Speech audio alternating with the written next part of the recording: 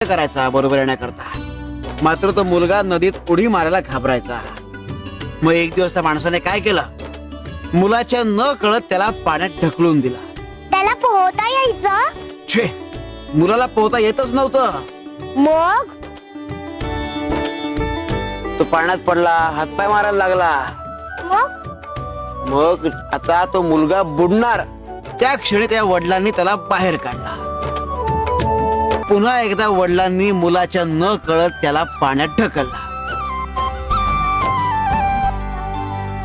आता आम्हाला सांग, ह्या वेळी मुलाने किती वेळ तग धरला असेल? त्याने पुन्हा तेवढाच वेळ तग धरला असेल. त्याने मागच्या वेळेपेक्षा 10 पट जास्त वेळ तग धरला. हे कसं शक्य आहे?